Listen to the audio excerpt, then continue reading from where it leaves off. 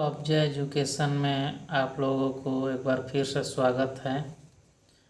तो आज हम लोग भारत की जनगणना 2011 के बारे में पढ़ेंगे।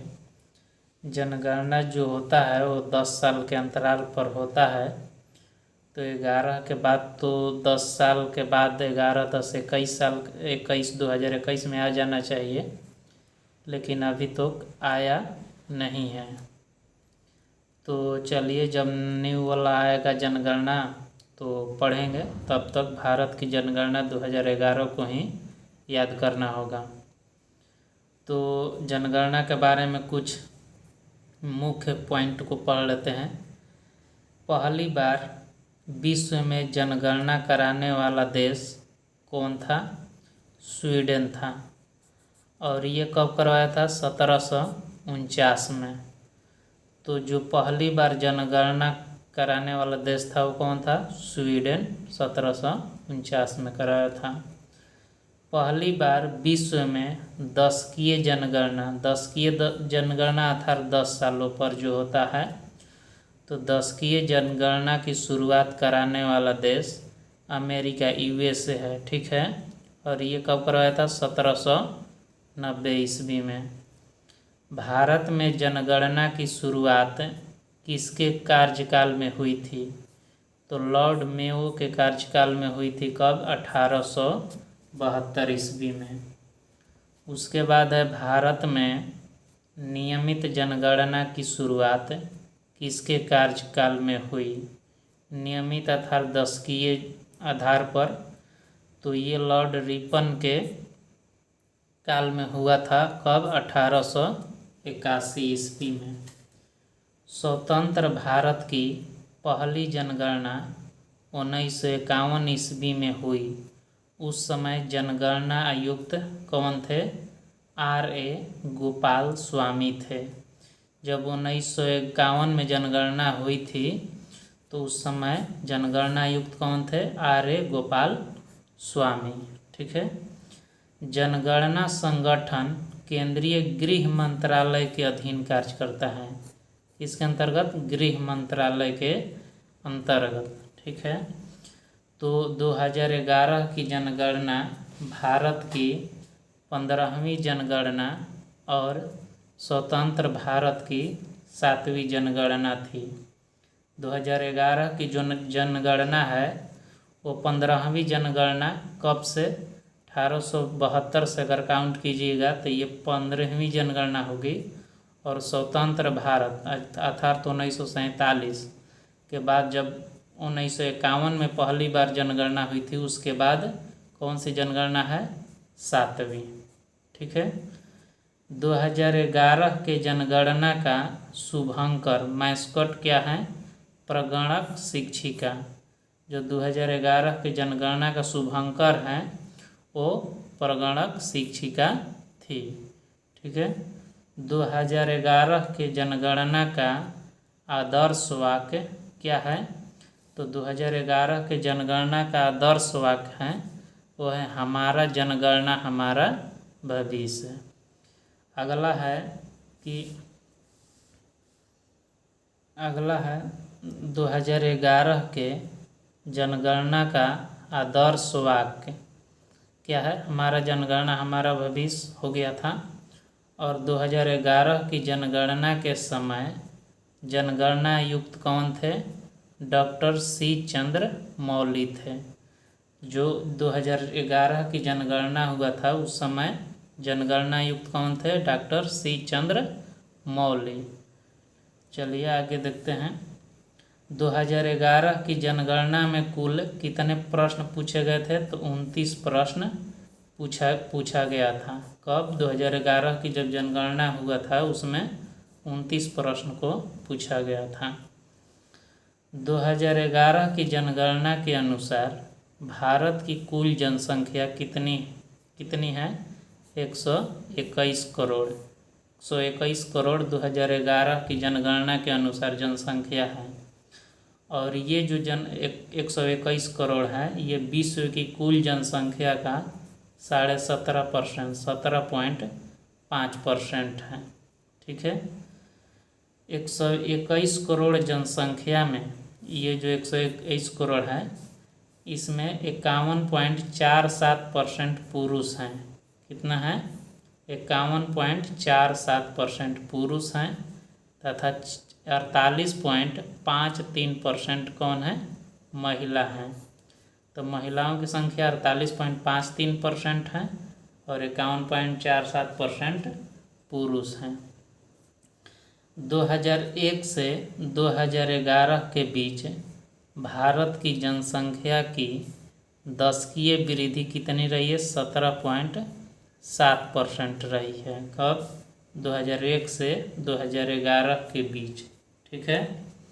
उसके बाद 1911 से 1921 के दौरान भारत में जनसंख्या की दशकीय वृद्धि ऋणात्मक, और ऋणात्मक में कितना थी? -0.31% हो गई। और यह भारत की जनगणना के इतिहास में पहली बार हुआ, जिस कारण 1921 ईस्वी को महान विभाजक वर्ष कहा जाता है। ठीक है। तो महान विभाजक वर्ष किस वर्ष को कहा जाता है? तो 1921 ईस्वी को महान विभाजक वर्ष कहा जाता है। क्यों कहा जाता है? क्योंकि 1911 से 21 के दौरान जो जनसंख्या वृद्धि होना चाहिए वो वृद्धि न होकर घट गई थी। कितना? 0.31%। ठीक है। तो ऐसा ही भारतीय जनगणना के इतिहास में पहली बार हुआ था। ठीक। आगे चलते हैं। 2011 की जनगणना के अनुसार देश की कुल जनसंख्या में शहरी जनसंख्या कितना है? 31.2%। 31.2% क्या है? शहरी जनसंख्या।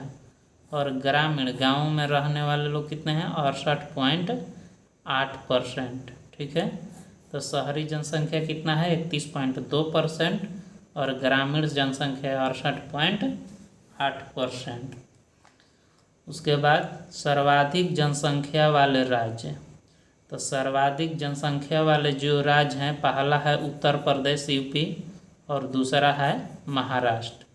तो ये राज्य में टॉप 2 जो राज्य है, पहला यूपी और दूसरा महाराष्ट्र। अगर केंद्र शासित प्रदेश यूटी में पूछेगा कि सर्वाधिक जनसंख्या वाला केंद्र शासित प्रदेश कौन है? तो दिल्ली है। कौन है? दिल्ली। उसी तरह न्यूनतम जनसंख्या वाले राज्य, ये क्या था? सर्वाधिक जनसंख्या वाले राज्य यूपी महाराष्ट्र, टॉप 2 हो गया। और न्यूनतम जनसंख्या वाले राज्य, पहला हो जाएगा सिक्किम और दूसरा मिजोरम। और उसी तरह केंद्र शासित प्रदेश में न्यूनतम जनसंख्या वाला राज्य कौन हो जाएंगे? लक्षद्वीप। ठीक है। सर्वाधिक दशकीय वृद्धि वाला राज्य, तो सर्वाधिक दशकीय वृद्धि वाले राज्य कौन हो जाएंगे? मेघालय। जो 10 सालों में सबसे ज़्यादा वृद्धि कहाँ हुआ? मेघालय में। कितना हुआ? 27.9%। केंद्र शासित प्रदेश में 10 वृद्धि वाला राज्य कौन हो जाएंगे? दादर नगर हवेली। यहाँ पर 56% वृद्धि हुई थी। उसके बाद न्यूनतम दशकीय वृद्धि वाला राज्य, मतलब कहाँ पर सबसे कम वृद्धि हुआ है 10 साल में? तो उसमें नागालैंड है। और नागालैंड में बढ़ा नहीं है, घट ही गया था, -0.6%। और केंद्र शासित प्रदेश में न्यूनतम दशकीय वृद्धि वाला राज्य कौन हो जाएंगे? लक्षद्वीप। 6% इसमें क्या हुआ था? वृद्धि हुआ था। ठीक है। एकमात्र राज्य नागालैंड था जहाँ पर जनसंख्या वृद्धि न होकर घट गई थी। उसी तरह 2011 की जनगणना के अनुसार भारत का जनसंख्या घनत्व कितना है? 382 व्यक्ति प्रति वर्ग किलोमीटर स्क्वायर। तो 2011 की जनगणना के अनुसार जो जनसंख्या घनत्व है भारत का, वो 382 व्यक्ति प्रति वर्ग किलोमीटर है। ठीक है। सर्वाधिक जनसंख्या घनत्व वाला राज्य कौन हो जाएंगे? तो सर्वाधिक जनसंख्या घनत्व वाला राज्य बिहार हो जाएगा। और बिहार का जो जनसंख्या घनत्व है वो कितना है? 1106 व्यक्ति प्रति वर्ग किलोमीटर। और केंद्र शासित प्रदेश यूटी में दिल्ली हो जाएगा। और दिल्ली में जो जनसंख्या घनत्व है वो 11,320 व्यक्ति प्रति वर्ग किलोमीटर। अगर राज्य कहेगा जनसंख्या घनत्व वाला तो बिहार, और केंद्र शासित प्रदेश कौन हो जाएंगे, दिल्ली। उसके बाद है न्यूनतम जनसंख्या घनत्व वाला राज्य। तो न्यूनतम जनसंख्या घनत्व वाला राज्य कौन हो जाएगा, अरुणाचल प्रदेश।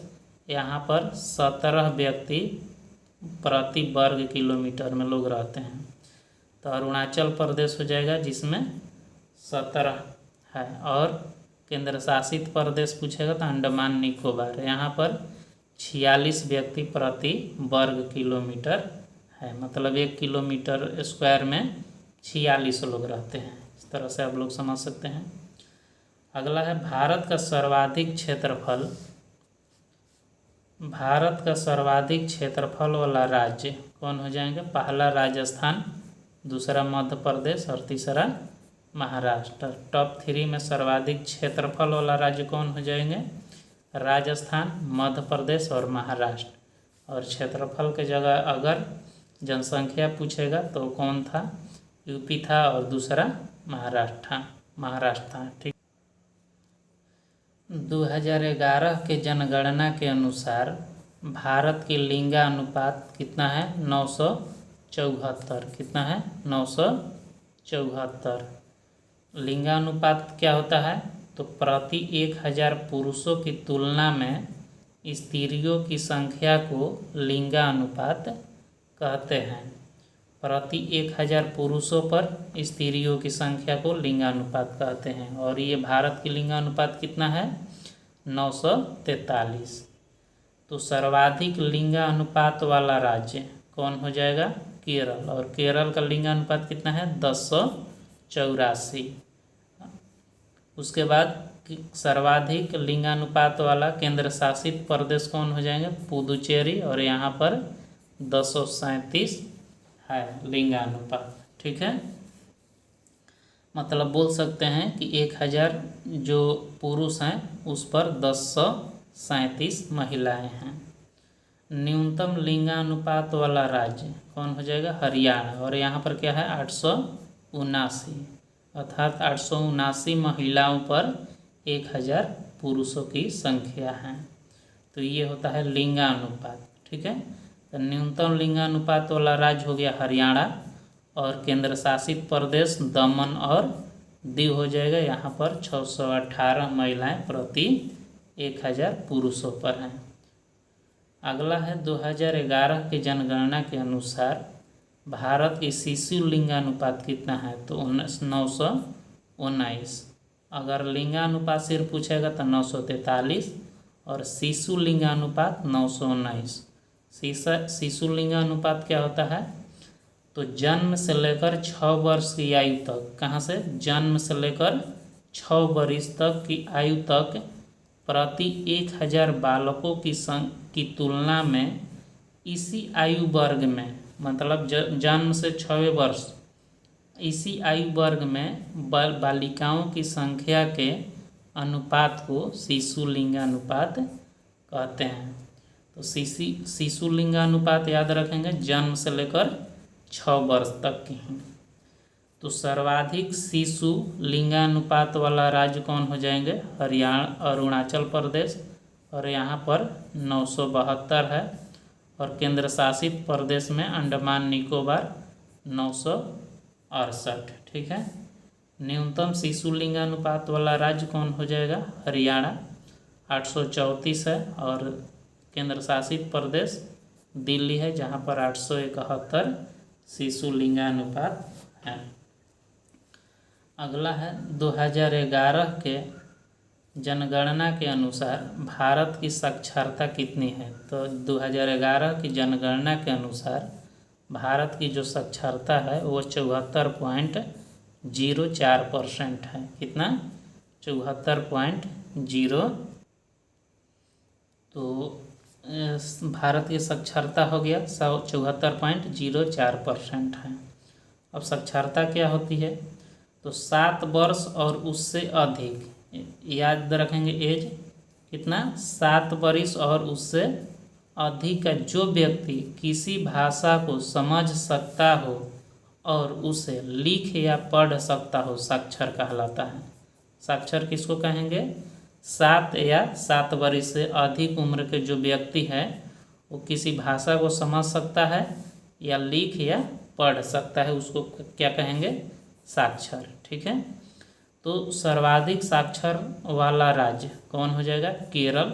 और यहाँ का जो लिटरेसी रेट है, साक्षरता दर 94% है। उसी तरह सर्वाधिक साक्षर वाला केंद्र शासित प्रदेश कौन हो जाएगा? लक्षद्वीप। यहाँ पर 91.8% है। ठीक है, न्यूनतम साक्षर वाला राज्य कौन हो जाएगा? बिहार। बिहार की साक्षरता दर क्या है? 61.8%। और केंद्र शासित प्रदेश में न्यूनतम जनसंख्या साक्षर वाला केंद्र शासित प्रदेश कौन हो जाएगा? दादर नगर हवेली, यहाँ 76% है। ठीक है, सर्वाधिक ग्रामीण जनसंख्या वाला राज्य कौन हो जाएगा? हिमाचल प्रदेश। कहाँ पर ग्रामीण लोग सबसे ज़्यादा हैं? तो हिमाचल प्रदेश में। न्यूनतम ग्रामीण जनसंख्या वाला राज्य गोवा हो जाएगा। गोवा में न्यूनतम ग्रामीण जनसंख्या वाला राज्य है। ठीक है, उसके बाद सर्वाधिक शहरी जनसंख्या वाला राज्य कौन हो जाएगा? गोवा। तो जहाँ पर ग्रामीण की संख्या कम होगी वहाँ पर क्या होगा? शहर के लोग ज़्यादा रहेंगे। तो इस तरह से याद रखेंगे, सर्वाधिक शहरी जनसंख्या वाला राज्य कौन हो जाएगा? गोवा। और सर्वाधिक शहरी जनसंख्या वाला केंद्र शासित प्रदेश कौन हो जाएगा? दिल्ली।